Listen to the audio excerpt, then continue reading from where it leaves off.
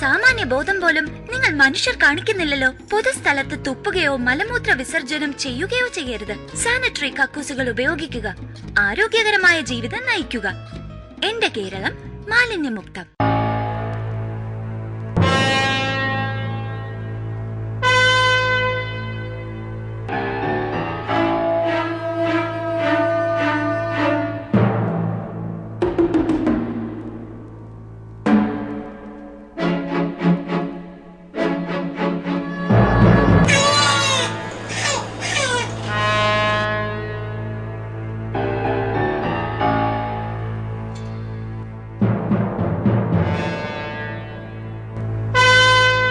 അറിയാമോ, ജലാശയങ്ങളിൽ മാലിന്യം നിക്ഷേപിക്കുന്നത് ജാമ്യം കിട്ടാത്ത കുറ്റമാണ്. ലംഘിച്ചാൽ 10,000 രൂപയിൽ കുറയാതെ പിഴയും 6 മാസം തടവും ലഭിക്കാം. പൊതുസ്ഥലത്തും വഴിവക്കിലും ഓടകളിലും ജലാശയങ്ങളിലും ചപ്പുചവറുകൾ അലക്ഷ്യമായി വലിച്ചെറിയാതിരിക്കുക. മറക്കണ്ട, പൊതുശുചിത്വം നമ്മുടെ കടമയാണ്. എന്റെ കേരളം മാലിന്യമുക്തം.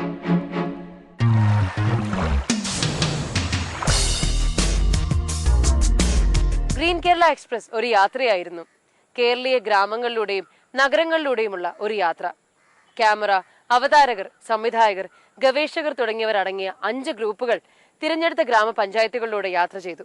152 തദ്ദേശ ഭരണ സ്ഥാപനങ്ങളിൽ നിന്നും 320 വികസന ദൃശ്യ ചിത്രങ്ങളാണ് ഇവർ നിർമ്മിച്ചത്. 12 അവതാരകർ ഗ്രാമങ്ങളിലൂടെ സൈക്കിളിൽ സഞ്ചരിച്ചായിരുന്നു ഈ ദൃശ്യങ്ങൾ നിർമ്മിച്ചത്. അവതാരകരിൽ ഭൂരിഭാഗവും പെൺകുട്ടികളായിരുന്നു.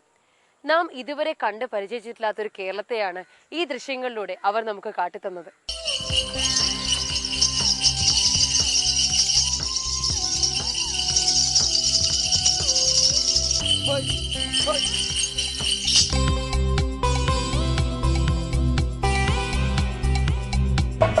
ഇവിടെ ഇപ്പോൾ ആദിവാസി നൃത്തം നടക്കുകയാണ്. വിനോദസഞ്ചാരികളെ ആകർഷിക്കുക എന്ന ഉദ്ദേശത്തോടു കൂടി ഇത്തരത്തിൽ വിവിധ കലാരൂപങ്ങൾ അവതരിപ്പിക്കുന്ന 11ഓളം സംഘങ്ങൾ പഞ്ചായത്തിൽ പ്രവർത്തിച്ചു വരുന്നുണ്ട്.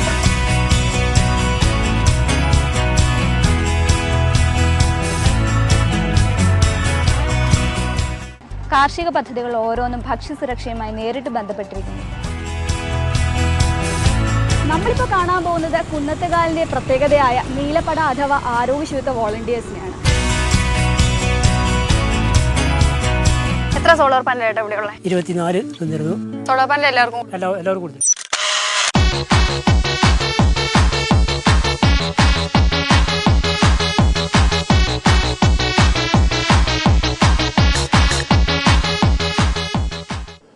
നമ്മുടെ നാട്ടിൽ നടക്കുന്ന വികസന പ്രവർത്തനങ്ങൾ, വ്യത്യസ്തമായ വികസന പ്രവർത്തനങ്ങൾ, ജനക്ഷേമകരമായ പ്രവർത്തനങ്ങൾ, അതിൽ പഞ്ചായത്തുകളുടെ റോൾ എന്തെന്നുള്ളതാണ്. വികസനങ്ങളിൽ നിന്ന് ഗ്രാമത്തിലധിഷ്ഠിതമാണ്, നഗരത്തിലുമുണ്ട്. പക്ഷേ അതിൽ ഗ്രാമപഞ്ചായത്തുകളും മുനിസിപ്പാലിറ്റികളും കോർപ്പറേഷനുകളും അത് നമ്മുടെ നാട്ടിലെ സഞ്ചാര സൗകര്യങ്ങളെ, കൃഷിയെ, ജലവിഭവങ്ങളുടെ പ്രയോജനങ്ങളെ, അതോടൊപ്പം തന്നെ മാലിന്യ സംസ്കരണവുമായി ബന്ധപ്പെട്ട എല്ലാത്തിനെയും സുസ്ഥിര വികസനം, അത് ഏറ്റവും പ്രധാനപ്പെട്ട മുദ്രാവാക്യം അതാണ്. അതിൽ പഞ്ചായത്തുകൾ വഹിക്കുന്ന പങ്ക്, ജനപ്രതിനിധികൾ വഹിക്കുന്ന പങ്ക് അത് മറ്റൊന്നും അറിയിക്കുക. തീർച്ചയായിട്ടും ഇതിനൊരു ആരോഗ്യകരമായ ഒരു മത്സര സ്വഭാവം ഇതിൻ്റെ പ്രവർത്തനങ്ങളെ ശക്തിപ്പെടുത്തുകയുള്ളൂ. ആരോഗ്യകരമായ മത്സരത്തിലൂടെ ഇതിലെ ഏറ്റവും പ്രധാനപ്പെട്ട മെച്ചപ്പെട്ട പ്രവർത്തനങ്ങളെ മറ്റുള്ളവർ കാണാൻ കഴിയുന്ന ഒരു അവസരമാണ് വന്നിരിക്കുന്നത്. അതുവഴിയാണ് ഇതൊരു സാമൂഹ്യ മാറ്റത്തിന് വേണ്ടിയുള്ള ഒരു റിയാലിറ്റി ഷോയായി ഞാനിതിനെ കാണുന്നത്. 2010 ഫെബ്രുവരി 15 1ാം ഘട്ട റെക്കോർഡിംഗ് ആരംഭിച്ചു.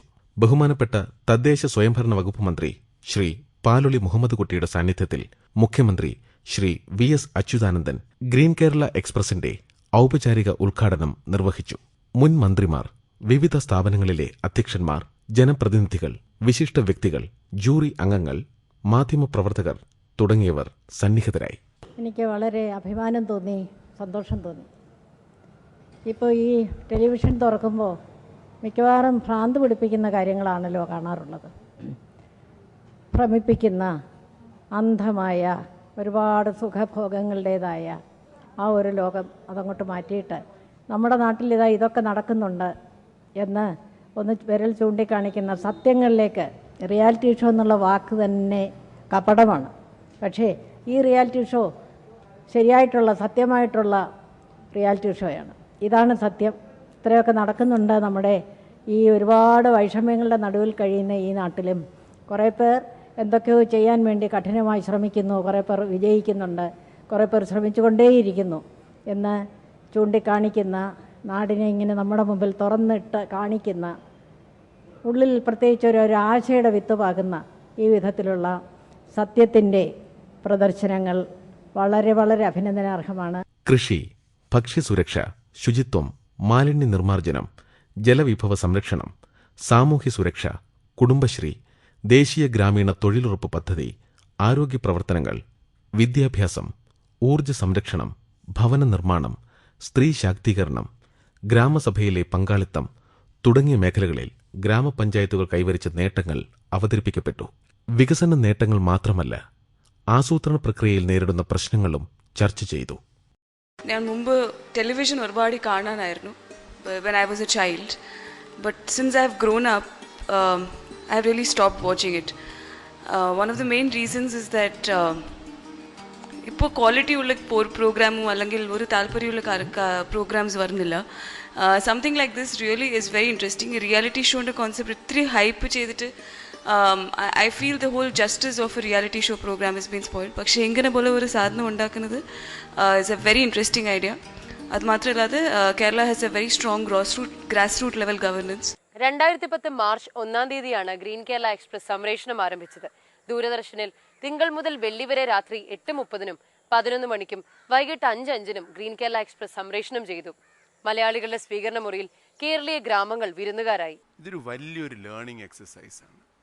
ഇതിൽ നമ്മൾ ഈ മാനേജ്മെന്റ് ടേംസിൽ പറയും ബെസ്റ്റ് പ്രാക്ടീസസ് എന്ന് പറയും. ഈ ബെസ്റ്റ് പ്രാക്ടീസസ് മറ്റ് പഞ്ചായത്തുകൾ കാണുമ്പോൾ പല കാര്യങ്ങൾ നമ്മൾ നോക്കുമ്പോഴത്തേക്കും ഈ പഞ്ചായത്ത് ചെയ്യുന്ന കാര്യങ്ങൾ ചിലപ്പോൾ കോർപ്പറേഷനിലുള്ള ആൾക്കാർ കാണുമ്പോൾ അവർ പറയും എന്തുകൊണ്ട് നമ്മുടെ കോർപ്പറേഷൻ ഇത് ചെയ്യാൻ പറ്റുന്നില്ല. അപ്പോൾ ഇതിന് വേണ്ടി ഗവൺമെൻറ്റും മറ്റ് സ്ഥാപനങ്ങളും ചിലവാക്കുന്ന തുകയുടെ എത്രയോ മടങ്ങ് ചിലവാക്കിയാൽ പോലും ഈ ഒരു പ്രോഗ്രാമിൻ്റെ ഇമ്പാക്റ്റ് കേരളത്തിലൊട്ടാകെ വരുന്ന പഞ്ചായത്തുകളിലും മുനിസിപ്പാലിറ്റികളിലും കോർപ്പറേഷനിലും വരുന്ന ഇമ്പാക്റ്റ് വളരെ വളരെ അധികമായിരിക്കും. ഇപ്പോൾ ഇതിൽ വരാൻ പോകുന്നത് മറ്റ് പഞ്ചായത്ത് പ്രതിനിധികൾക്കാണ് ഇനി അങ്ങോട്ട് പോകുമ്പോൾ കുറച്ച് ചെറിയ ബുദ്ധിമുട്ട് വരാൻ പറയുന്നത്. അവർ പറയും ഗ്രീൻ കേരള എക്സ്പ്രസ് ഈ പ്രോഗ്രാം കണ്ടു, എന്തുകൊണ്ട് നിങ്ങൾക്കിത് ചെയ്യാൻ പറ്റുന്നില്ല. 1-ാം റൗണ്ടിന്റെ അത്യന്തം ആവേശകരമായ അവതരണത്തിനൊടുവിൽ 15 പഞ്ചായത്തുകളെ 2-ാം റൗണ്ടിലേക്ക് തിരഞ്ഞെടുത്തു. പാലക്കാട് ജില്ലയിലെ എലപ്പുള്ളി, അകത്തേത്തറ, കണ്ണാടി, ആലപ്പുഴ ജില്ലയിലെ പാലമേൽ, കഞ്ഞിക്കുഴി, ചെറിയനാട്, വയനാട് ജില്ലയിലെ മീനങ്ങാടി, മാനന്തവാടി, തൃശൂർ ജില്ലയിലെ അടാട്ട്, കൊരട്ടി, തിരുവനന്തപുരം ജില്ലയിലെ ആര്യനാട്, കുന്നത്തുകാൽ, കോഴിക്കോട് ജില്ലയിലെ കൊടിയത്തൂർ, കൊല്ലം ജില്ലയിലെ ശൂരനാട് വടക്ക്, മലപ്പുറം ജില്ലയിലെ നിലമ്പൂർ എന്നീ ഗ്രാമപഞ്ചായത്തുകൾ 2-ാം റൗണ്ടിലെത്തി. വ്യത്യസ്തതയാർന്നതായിരുന്നു 2-ാം റൗണ്ട്. വേദിയിലെ അവതരണങ്ങൾ കൂടാതെ വികസന പ്രവർത്തനങ്ങൾ നേരിട്ട് കാണുന്നതിനും കൂടുതൽ കാര്യങ്ങൾ മനസ്സിലാക്കുന്നതിനുമായി ജൂറി അംഗങ്ങൾ ഗ്രാമപഞ്ചായത്തുകളിൽ സന്ദർശനം നടത്തി. തുടർന്ന് റിയാലിറ്റി ഷോ വേദിയിൽ പഞ്ചായത്തുകളുടെ അവതരണവും നടന്നു. ഈ ഒരു കഴിഞ്ഞ 15 വർഷമായിട്ട് ഞാൻ ഈ പഞ്ചായത്തുകളുടെ ഓരോ പ്രവർത്തനത്തിൽ പല ലെവലിലായിട്ട് വർക്ക് ചെയ്യായിരുന്നു. പക്ഷേ ഈ ഒരു പരിപാടി എനിക്ക് തോന്നുന്നു ഒരു 5-8 വർഷം മുമ്പ് നടത്തുമായിരുന്നെങ്കിൽ കേരളത്തിൽ വലിയൊരു മാറ്റം ഉണ്ടായെന്ന് ഞാൻ അത് വിശ്വസിക്കുന്ന ഒരാളാണ്. പ്രത്യേകിച്ച് കാരണം ഇതൊരു വലിയ ഒരു പിയർ ലേണിംഗ്, ഇതിനകത്ത് മാർക്കോ അവാർഡോ ഒന്നും അല്ല ഇതിനകത്ത് പ്രശ്നം. ഇതിനകത്ത് ഒരു പിയർ ലേണിംഗ് എത്താം, നിങ്ങൾ അങ്ങോട്ടും ഇങ്ങോട്ടും പഠിക്കുകയും മനസ്സിലാക്കുന്നതും എന്നുള്ളൊരു വലിയൊരു അവസരമാണ് ഇത്. ഇങ്ങനൊരു അവസരം വേറെ ഒരു മാർഗത്തിൽ കൂടിയും തരാൻ ഒക്കത്തില്ല എന്നുള്ളതാണ്.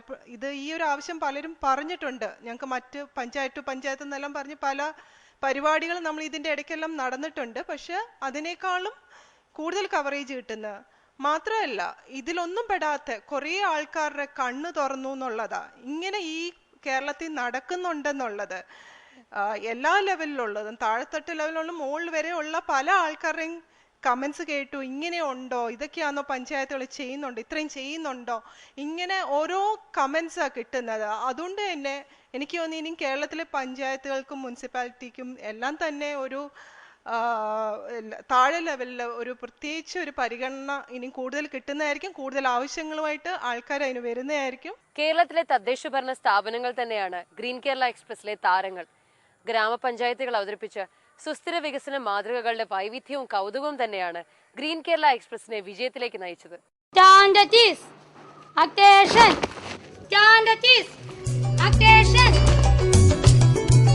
ഇവരാണ് ഇവിടുത്തെ ഗ്രീൻ പോലീസ്. ഇത് ഇന്ത്യയിൽ തന്നെ ഇതുവരെ നടക്കാത്ത ഒരു പരീക്ഷണമാണ് എന്നുള്ളത് തന്നെയാണ് ഈ ഗ്രീൻ കേരള എക്സ്പ്രസ് എന്ന് പറയുന്ന ഈ പരിപാടി ഏറ്റവും വലിയ പ്രത്യേകത. ഞാൻ കാണുന്ന ഇതിനെ പബ്ലിക് സർവീസ് ബ്രോഡ്കാസ്റ്റിങ്ങിൻ്റെ ഏറ്റവും ഉത്തരവാദിത്തപൂർണ്ണമായ ഒരു പരിശ്രമമായിട്ടാണ്. ഇതൊരു കൂട്ടായ്മയുടെ വിജയമാണ്. ഗ്രീൻ കേരള എക്സ്പ്രസിലെ മുഴുവൻ പ്രവർത്തകരുടെയും ഒത്തൊരുമയുടെയും കഠിന പ്രയത്നത്തിന്റെയും വിജയം. വിയർത്തു കുളിച്ച പകലുകളും ഉറക്കമൊഴിഞ്ഞ രാത്രികളും നിരവധി. നടന്നു തീർത്ത ദൂരങ്ങളും ചില്ലറയായിരുന്നില്ല. നമ്മുടെ പഞ്ചായത്തുകളെ, ജനകീയ പ്രസ്ഥാനങ്ങളെ ഇങ്ങനെ ജനങ്ങൾക്ക് പരിചയപ്പെടുത്തി കൊടുക്കാൻ അവർക്ക് തന്നെ ഒരു അവസരം കൊടുത്ത് അവരെ ഇങ്ങനെ നമ്മുടെ മുമ്പിൽ നിർത്തി നമ്മെക്കൊണ്ട് വിധി പറയിപ്പിക്കുന്ന ഒരു അവസരം, അത് ആദ്യമായിട്ടാണെന്ന് തോന്നുന്നു. അതിലൊരുപാട് സന്തോഷം തോന്നുന്നു. ആരെയൊക്കെയാണ് ഞാൻ അനുമോദിക്കേണ്ടതെന്ന് എനിക്ക് അറിഞ്ഞുകൂടാ. മോഹൻകുമാറുണ്ട്, സാജനുണ്ട്, ഇതിനുവേണ്ടി പ്രവർത്തിച്ച ഒരുപാട് കുട്ടികളുണ്ട്, അവതാരകളായിട്ട് വന്ന കൊച്ചുമിടുക്കികളുണ്ട്. എല്ലാവരെയും മനസ്സ് തുറന്ന് അനുമോദിക്കുന്നു.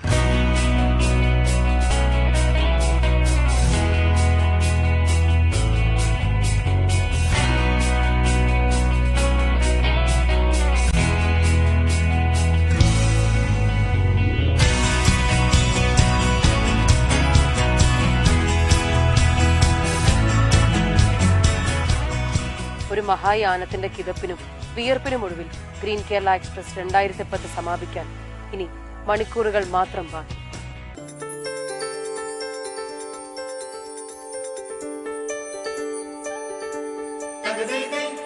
ഗ്രീൻ കേരള എക്സ്പ്രസ് 2010 അത്യന്തം ആകർഷണീയമായ ഒന്നായിരുന്നു ഹരിതഗീതം. ഇതിന്റെ രചന റഫീഖ് അഹമ്മദും സംഗീതം ശ്രീവത്സൻ ജെ മേനോനും ദൃശ്യാവിഷ്കരണം രമേശ് വിക്രമനും നിർവഹിച്ചു.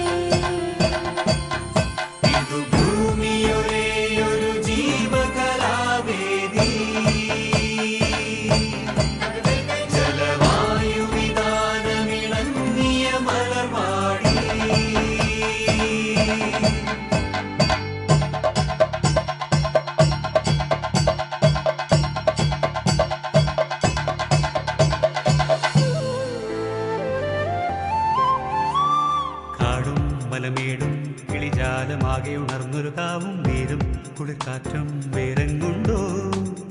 പൂവും തളിരിലയും കനിയാർന്നു താഴ്ന്നുലഞ്ഞൊരു കൊമ്പും മഞ്ഞും ഇളവയിലും വേറെങ്ങുണ്ടോ?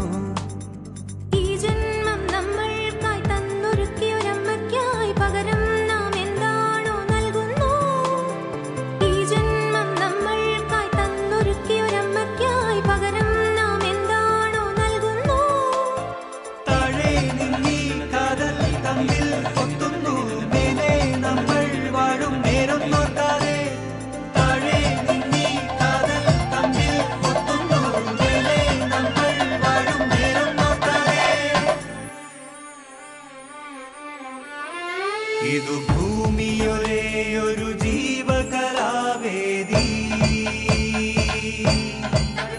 ജലവായുവിധാനമിണങ്ങിയ മലർവാടി.